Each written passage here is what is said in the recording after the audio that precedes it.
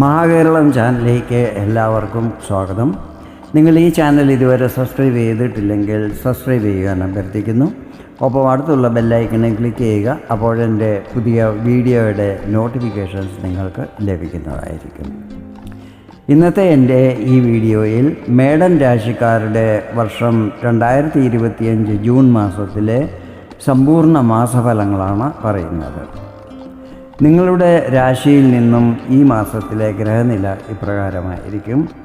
ശുക്രൻ നിങ്ങളുടെ 1-ാം ഭാവമായ മേടത്തിലും, സൂര്യനും ബുധനും 2-ാം ഭാവമായ ഇടവത്തിലും, ഗുരു 3-ാം ഭാവമായ മിഥുനത്തിലും, ചൊവ്വ 4-ാം ഭാവമായ കർക്കടകത്തിലും, കേതു 5-ാം ഭാവമായ ചിങ്ങത്തിലും, രാഹു 11-ാം ഭാവമായ കുംഭത്തിലും, ശനി 12-ാം ഭാവമായ മീനത്തിലുമായിരിക്കും മാസാരംഭത്തിൽ നിൽക്കുന്നത്.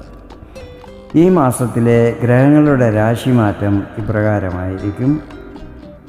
ബുധൻ ജൂൺ 6-ാം തീയതി ഇടവത്തിൽ നിന്നും മിഥുനത്തിലേക്കും, പിന്നീട് ജൂൺ 22-ാം തീയതി മിഥുനത്തിൽ നിന്നും കർക്കടകത്തിലേക്കും രാശി മാറുന്നതായിരിക്കും.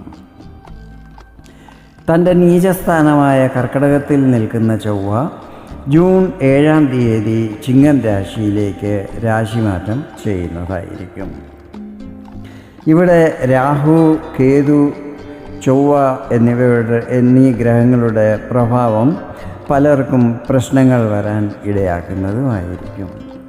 ജൂൺ 15-ാം തീയതി സൂര്യൻ ഇടവം രാശിയിൽ നിന്നും മിഥുനം രാശിയിലേക്ക് രാശിമാറ്റം ചെയ്യുന്നതായിരിക്കും. അതുപോലെ ഇപ്പോൾ മേടത്തിൽ നിൽക്കുന്ന ശുക്രൻ ജൂൺ 29-ാം തീയതി ഇടവത്തിലേക്കും രാശി മാറുന്നതായിരിക്കും. മാസാരംഭത്തിൽ കർക്കടകത്തിൽ നിൽക്കുന്ന ചന്ദ്രൻ ഓരോ 2.25 ദിവസം കഴിയുമ്പോൾ തൻ്റെ രാശി മാറിക്കൊണ്ടിരിക്കുന്നതായിരിക്കും. ഗ്രഹങ്ങളുടെ ഈ സ്ഥിതികളും രാശിമാറ്റങ്ങളും മറ്റും നിങ്ങൾക്ക് എന്തൊക്കെ ഫലങ്ങൾ ജൂൺ മാസത്തിൽ നൽകുമെന്ന് നമുക്ക് നോക്കാം. ഞാനിവിടെ പറയുന്നത് ചന്ദ്രഗണനയെ അടിസ്ഥാനമാക്കിയുള്ള പൊതുഫലങ്ങളാണ്. നിങ്ങളുടെ ജാതകത്തിലെ ഗ്രഹനില, ഇപ്പോഴത്തെ മഹാദശ, അപഹാരം എന്നിവയിൽ വരുന്ന വ്യത്യാസം കാരണം ഫലങ്ങളിൽ ചില്ലറ ഏറ്റക്കുറച്ചിലുകൾ ഉണ്ടാകുവാൻ സാധ്യതകളുണ്ട്. ആദ്യമായി നിങ്ങളുടെ ആരോഗ്യസ്ഥിതികൾ ഈ മാസം എങ്ങനെയായിരിക്കുമെന്ന് നോക്കാം. 1-ാം ഭാവമാണല്ലോ ഇമ്മ്യൂണിറ്റിയുമായി ബന്ധപ്പെട്ടിട്ടുള്ളത്. 1-ാം ഭാവാധിപൻ ചൊവ്വയാണ്. ചൊവ്വ നിൽക്കുന്നത് തൻ്റെ നീചസ്ഥാനമായ കർക്കടകത്തിലാണ്. ജൂൺ 7-ാം തീയതി അവിടെ നിന്നും ചിങ്ങത്തിലേക്ക് രാശി മാറുന്നതായിരിക്കും. ചിങ്ങം രാശിയിൽ കേതു നിൽക്കുന്നുണ്ട്. ഇവിടെ രാഹുവിൻ്റെ ദൃഷ്ടിയും പതിക്കുന്നുണ്ട്. ജൂൺ 28-ാം തീയതി വരെ കേതുവും ചൊവ്വയും ഒന്നിച്ചായിരിക്കും നിൽക്കുന്നത്. ഈ സമയത്ത് ആരോഗ്യകാര്യങ്ങളിൽ കെയർലെസ് ആകാൻ പാടില്ല. എത്ര ചെറിയ പ്രശ്നമുണ്ടായാലും ഉടനെ വൈദ്യസഹായം തേടേണ്ടത് ആവശ്യമായിരിക്കും. ഈ സമയത്ത് നിങ്ങളുടെ ക്രോധത്തിലും വർധനവുണ്ടാകുന്നതാണ്. ഈ കാര്യത്തിലും ശ്രദ്ധിക്കണം. ഇനി വിദ്യാർത്ഥികൾക്ക് ഈ മാസം എങ്ങനെയായിരിക്കുമെന്നതിനെക്കുറിച്ചാണ് വിവരിക്കുന്നത്. 5-ാം ഭാവമാണല്ലോ ഇതുമായി ബന്ധപ്പെട്ടിട്ടുള്ളത്. 5-ാം ഭാവാധിപൻ സൂര്യനാണ്. സൂര്യൻ നിൽക്കുന്നത് 2-ാം ഭാവത്തിലാണ്. ജൂൺ 15-ാം തീയതി 3-ാം ഭാവത്തിലേക്ക് രാശി മാറുന്നതുമായിരിക്കും.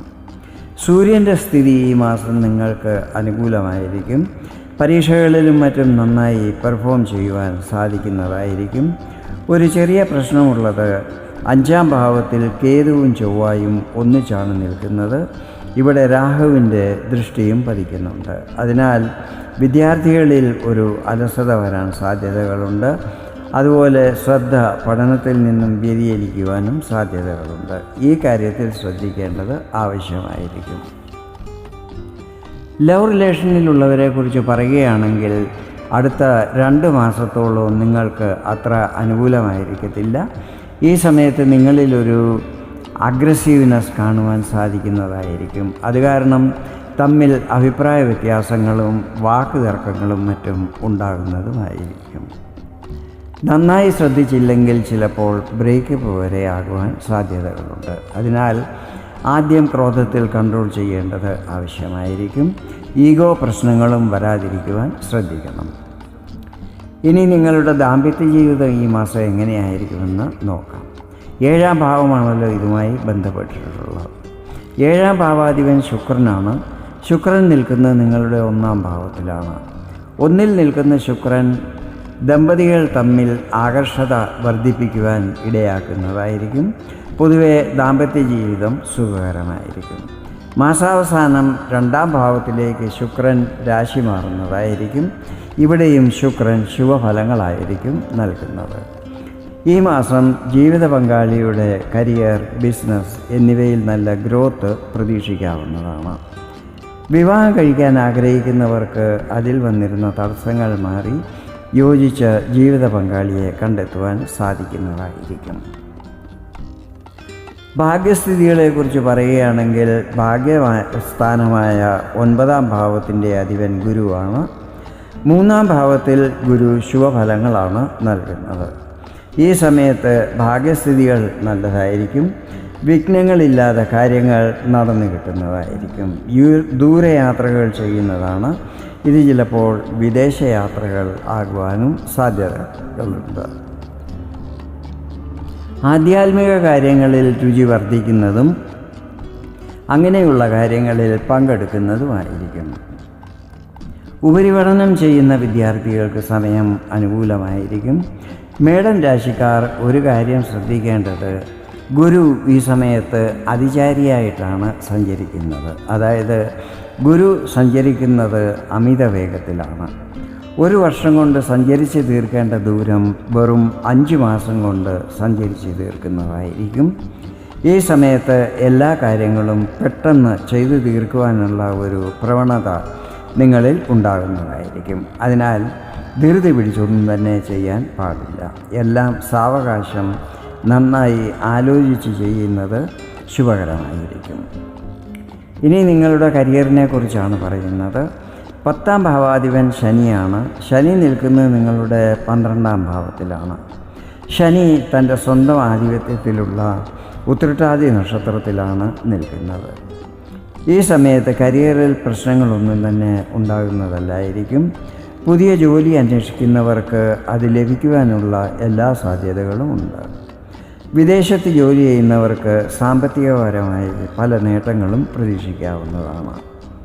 ഈ സമയത്ത് കൂടിയ പാക്കേജോടുകൂടി പുതിയ ജോലി ലഭിക്കുവാനും സാധ്യതകളുണ്ട്. വ്യാപാരി വ്യവസായികളെ സംബന്ധിച്ചിടത്തോളം ശുക്രൻ്റെയും ബുധൻ്റെയും സ്ഥിതി നല്ലതായതിനാൽ ബിസിനസ്സിൽ ലാഭസ്ഥിതികൾ വർദ്ധിക്കുന്നതായിരിക്കും. ഇൻകം കൂടുന്നതായിരിക്കും. ഇത് സാമ്പത്തിക സ്ഥിതികൾ നല്ലതാകുവാൻ സഹായിക്കുന്നതുമായിരിക്കും. കർമ്മമേഖല വികസിപ്പിക്കുവാൻ ശ്രമിക്കുന്നതായിരിക്കും. ഇതാണ് മേടൻ രാശിക്കാരുടെ ജൂൺ മാസത്തിലെ സമ്പൂർണ്ണ മാസഫലങ്ങൾ.